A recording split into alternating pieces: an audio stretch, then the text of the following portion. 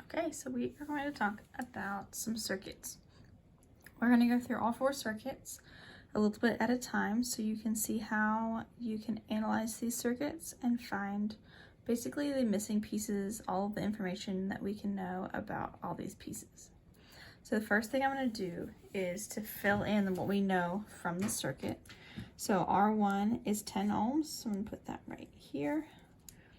R2 is 25, so I'm going to put that here. R3 is 15. We know our total voltage is 4.5.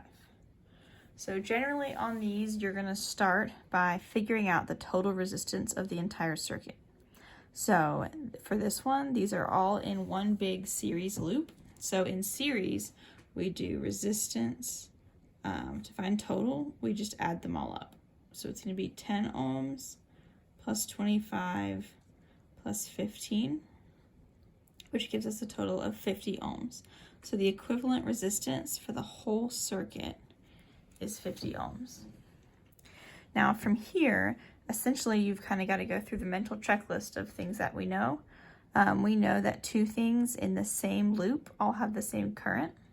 We also know that 2 things that are parallel to each other, which means they're 2 different branches, have the same voltage. We know that we can use V equals IR for any of these things. So we can use it for the total thing. We can use it for each individual resistor. You just have to make sure you're always using the V, I, and R for that particular piece of the circuit. And then we can also use Kirchhoff's rules, which tell us that in one particular loop around the circuit, all of the voltages add up to the battery voltage. And then the other one tells us that as you have a node where a circuit will split into 2 branches, that the current in the 2 branches should add up to the total current going into that node. So those are all of our 5 things. There are several different ways to do some of these problems. I'm just showing you the option that I see first. There are lots of ways to do them as long as you're using those 5 things. And then what you can do once you have it done is you can use one of the ones you didn't use to check your answer. So I'm going to do that at the end of each one just to show that we did it right. So first thing I see here is that I've got 2 of the 3 pieces for this. So I can do V equals IR. And then if I'm solving for I just divide R over. So my current is going to be at 4.5, which is for the entire circuit. And then the 50 is for the entire circuit. And so that gives you 0.09 amps. So that goes right here. So what that tells us is that there are 0.09 amps coming out of the battery. So that's how much is coming here. Now, as we look at our circuit, the first thing I usually do is figure out, are there any resistors that are getting all of the current? And to tell that, you look at, is there anything where all of the electrons, technically the electrons are coming this way, anywhere that all of the electrons have to go through in order to make it back to the battery? If so, that means that this total current runs through that piece. Now in this case, because the series circuit is just one big loop, all the current has to go through every piece. And so what we can do is we know that all the current goes through R1, all the current goes through R2, and all the current goes through R3. So we can just basically take that and apply it to all of them. Then, once we know that, now we've got 2 of the 3 pieces. And so then we can do V equals IR. So in this case, we don't even have to rearrange anything. So it's going to be 0.09 times 10. It's going to be 0.09 times 25. And it's going to be 0.09 times 15. So this one is going to equal 0.9. This one is going to equal 2.25, and this is going to equal 1.35. So then we can take those and fill them in our boxes. Now you'll notice here I'm not really following sig fig rules. On these, you kind of want to leave extra digits as you go, because when we check at the end, if we have rounded, then the checking won't be quite as accurate. It won't be quite as exact. So you'll notice that I always leave a couple extra digits on these. Now, we've got everything filled in, but one thing we have not used yet that we can use is Kirchhoff's rule for voltages. And that tells us that if we were to go in one circle from the battery back to the battery, we would go through R1, R2, and R3, which tells us that V1 plus V2 plus V3 should equal 4.5. So the question is, does it? So let's take our things. So we have 0.9 plus 2.25 plus 1.35. You add that up, you get 4.5 volts, which means we did it correctly. So you can use that to check your answer at the end. So that was a series circuit. Now the next one is a parallel circuit. So in this one, basically you've got 3 separate loops where electrons are going to pick which of the loops they take to get back to the battery. So technically, again, electrons are going this way. So the electrons are going to go 1, 2, or 3 to get back here. They're only going to take 1 at a time. So again, I'm going to fill in all the missing pieces that I already know. So R1 is 10, R2 is 25, and R3 is 15 again. We know it's all 4.5. So you'll notice these are the same numbers as the other one, but I've put them in a different spot. So I've just put them into a parallel circuit instead of a series circuit. So the first thing we need to do is do our total resistance. So because these are in parallel, I do 1 over 10 plus 1 over 25 plus 1 over 15, and then I have to do 1 over all of that. So when I do that, I get 4.8387, which means that's my total resistance for the whole circuit. So now, once I have that piece, I've got 2 of my 3 pieces here. So I can do V equals IR and move my R over. So my I is going to be 4.5 over 4.8387, which should be almost 1. And it is 0.9299. So we're going to put that right here. So now we look at, are there any resistors that get all of the current? So is there any resistor that regardless of the loop you take, you have to go through it? And on this particular one, there is not. So that one's not going to help us. So we got to think about the other rules we know. We do know that if we take any loop from battery to battery, we have the resistor voltages have to add up to the battery voltage. So if we pick any one of these paths, we only have one resistor, which means that the voltage across this resistor has to equal this voltage. So that tells us that this has 4.5 volts across it. It also tells us if we were to pick this loop, well, that one also has 4.5 volts across it. And if we pick the far one, same thing. So each of them have 4.5 volts across that resistor. So we see that that gives us one of, again, 2 of the 3 pieces of each of these. So for each one of them, we do V equals IR. And again, solving for I. So we just do V over R. So it's literally 4.5 over 10 is 0.45. I'm going to write every one of these equations out every time. This divided by this is 0.18. And this divided by this is 0.3. You'll get to where you can just kind of do them in your head. So we've got it all filled in. So then what we're going to do to check is we know the total current coming into this node is 0.9299. So what that means is then if I were to take I1, I2, and I3, they should add up to the total current because all of these are taking one of these 3 branches. So if I were counting the electrons, that means they all went through here and then they had to go one of those 3 paths. So these 3 added up should equal that. So let's check.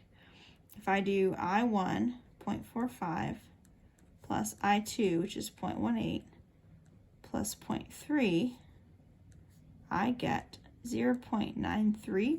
And if we compare that to this, that's the same number. It's just not rounded the same. So that means we did it correctly. If we got it wrong, then we would be able to look back and say, okay, now where did I go wrong in that problem? Now the next one is a little trickier because here we have some parallel and some series components. So you can have a whole circuit that is parallel or series, and then you can have components inside of a circuit that are parallel or series. So we're going to start again filling in our info, which coincidentally is the same again. Okay, now this one, the resistance is a little trickier because I've got to do it in multiple steps. So I don't have anything that is totally in series with something else. These two are not in series because there's a branch between them. So this splits. So that means these two are not in series. Now these two are in parallel because each electron has to pick between this one or this one. And they're each the only loop in their thing. So that means if we can combine these two with 1 over, so 1 over 25 plus 1 over 15, and then 1 over that, we can treat that, oh, what happened? Sorry. My battery, I had a low battery warning. So we have this is the same thing as 9.375 ohms as a total. And so what we have is essentially, if we pretend that this is one resistor, now this and this are in series, so then I can add them. So I can do this plus the 10, and I get 19.375. So that goes here. So then I have two of my three pieces. So again, I is going to be V over R. So I do 4.5 over 19.375. And I get 0.2323. So from here, my first check is, are there any resistors that get all of the current? In this series, or in this circuit, we see that all the electrons are forced to go through R1. And then they're going to pick between these two branches. So we know they have to go through R1. So that means the total current has to go through here. And then if we have V equals IR, then we can multiply these to get this. And if we do that times 10, we get 2.323. Okay, so we've got that. Now, we don't know how much current goes on each branch. We do know that more current goes in the branch with less resistance because you're going to get a higher current where you have a lower resistance. But they're not nice, easy numbers. If these are ever the same number, then it splits equally. So you just divide it by 2. We know more current is going to go this way than this way. We don't know how much. So we have to think about what we know about a loop rule. So a loop rule is, again, taking a loop around the circuit. The voltages of the resistors have to add up to the battery voltage. So we know that V1 plus V2 has to equal 4.5. We also know that V1 plus V3 has to equal 4.5 because those are two separate loops, which tells us that 2 and 3 are equal. So we try to find it once, and then we know it's the same for both of them. So to find our V2, we do 4.5 minus the 2.323, which gives us 2.177, and that's going to be the same for both. So then we can find I, same way we did over here, V over R. So this divided by this gives us 0.08708, and this divided by this gives us 0.1451.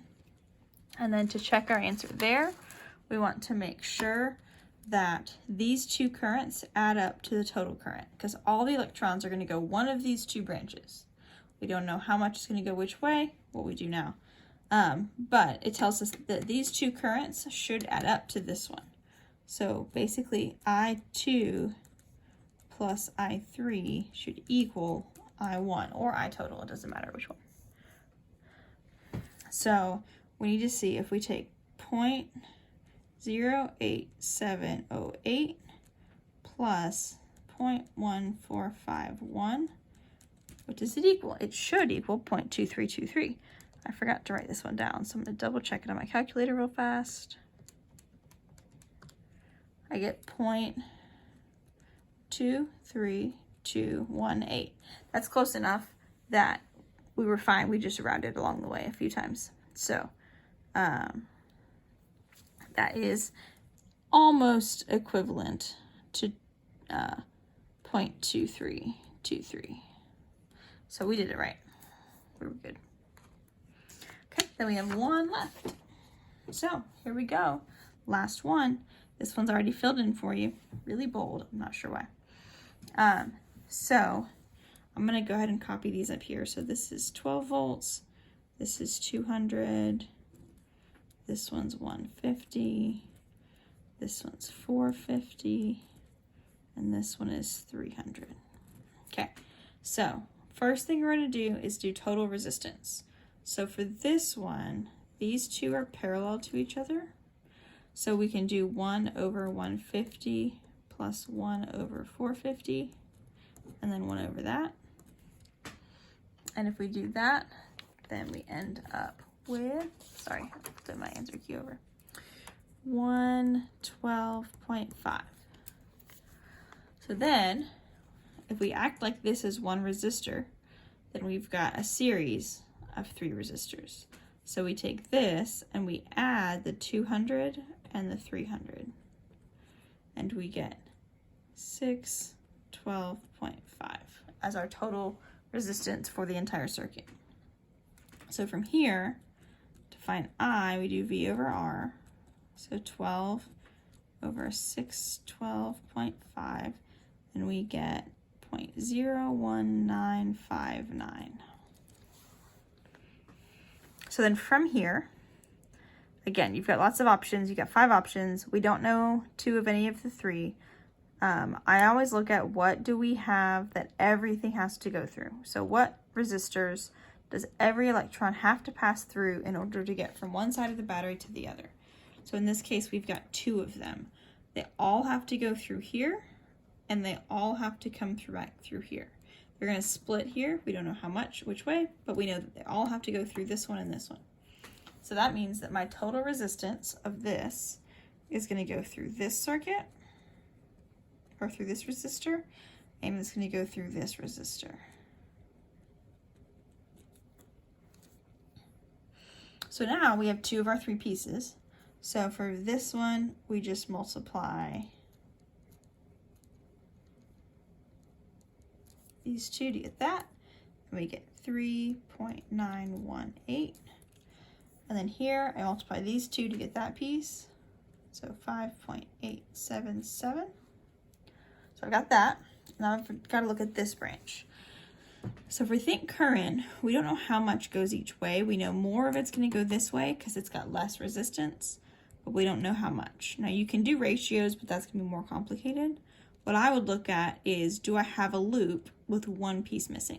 So one example of a loop would be going through R1, R3, and R4. So that tells us that V1 plus V3 plus V4 must equal 12, because that's one whole loop. So the voltages have to add up to the same as the battery. And so what I can do is I can take this and subtract those 2 off, and that will give me the answer for this. So if I do this plus this and then subtract that from 12, I get 2.205. And then I could take this, I could replace it with V2, and it would still be true because it's just the other loop. And so that means that this is also for here. So 2 things that are all totally in parallel. There's nothing else in the other branch. They're going to add up to, or they're going to end up with the same voltage across each of them. So then for each of these, I can do V over R again. So I do this over this to find this, and this over this to find this. So this one is going to be 0.0049. This one is going to be 0.0147. And there we go. Now the one thing I can check is I can look at this node right here. So the current going in has to equal the sum of the two currents going out. So I2 plus I3 equals I1. It should. So let's double check and see if it does. So 0.0147 plus 0.0049 equals 0.0196. And that is basically the same thing as that, just rounded differently. That means we did it correctly. So that's the nice thing about these is you always have something that you didn't use to get to your answer. And so if you want to, you can do one of the pieces you didn't use just to check your answer. And some of these are harder to do to figure out, but they're easier to use to check. So just, again, kind of do the pieces in whatever order makes the most sense to you, as long as all of your assumptions that you're doing are valid assumptions. So that is circuit analysis.